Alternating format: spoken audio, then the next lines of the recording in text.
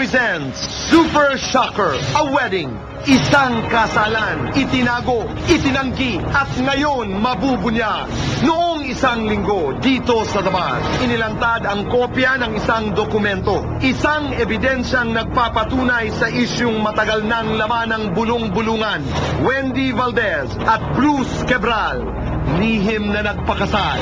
Isang official marriage certificate mula sa Mabalacat Municipal Registrar. Klarong nakasaad dito ang mga buong pangalan ni na Wendy at Bruce, mga witnesses, pati na rin si Mabalacat Mayor Marino Rosales na siyang nagkasal, at ang wedding date March 10, 2009. Noong April 2009, ilang linggo matapos ang kasalang nakasaad sa dokumento, kumalat na ang balita sa entertainment press. Pero noong May 2009, mariin ang naging pagtanggi sa issue. Oo ba yung balita? Ako makalat ngayon.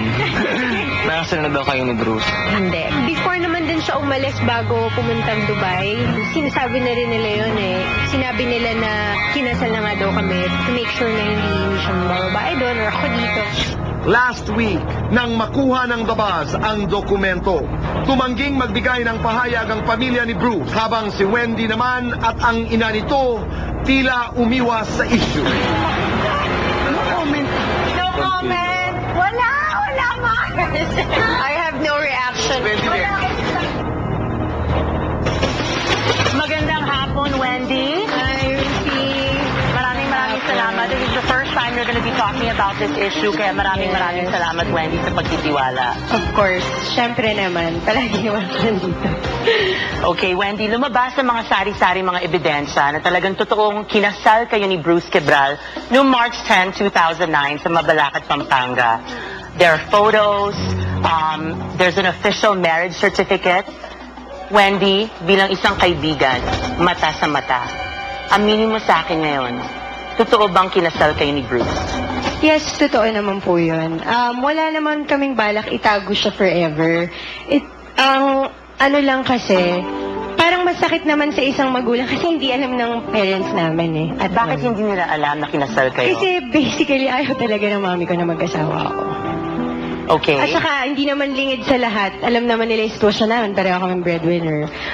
Nagkakaroon din kami ng mga problema. Ayaw naman namin na doon mapunta yung blame sa pagpapakasal namin. As a matter of fact, kahit na nagde-taping tayo, napapansin mo, never ko tinanggal yung wedding and engagement. Actually, ang galing mo magtago kasi hindi ko napansin na talagang kasal na pala kayo. Pero palagi ko siyang suot. Kahit pinapatanggal ng director, lagi ko pa rin siyang sinusuot. Tinanggal ko lang siya nung nag-usap kami at napag-usapan namin na mag-move on kami separately. Pero lagi ko siyang sinusuot talaga.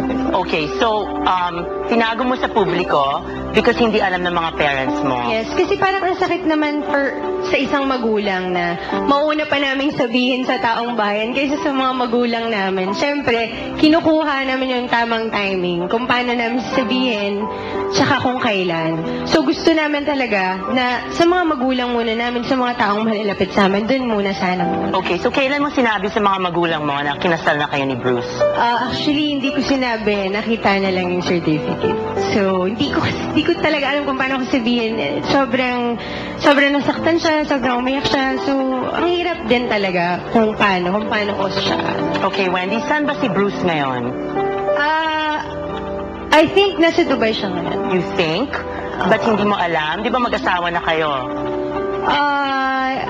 Are you guys okay? Kasi 4 months pa lang into the relationship, July 2009, may mga reports na hiwalay na raw kayo.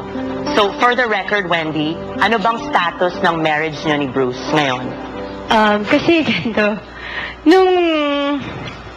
nung pagkalabas namin ng PBB, iba palaging kami magkasama. Kumbaga, siguro marami naman taong nagmahal. Alam niyo yung feeling na parang umikot na lang yung mundo niyo sa isa't isa. Ganon kami.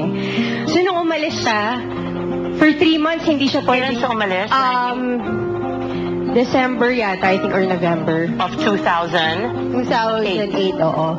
So, hindi kami nakikita. Almost every night na nag-uusap kami, nag-iiyakan kami. Hirap na hirap kami. Ako, pag nagtitiping, alam mo yan, lagi akong tulog lang, nagmumukmuk ako. So, wala kaming makitang paraan kung paano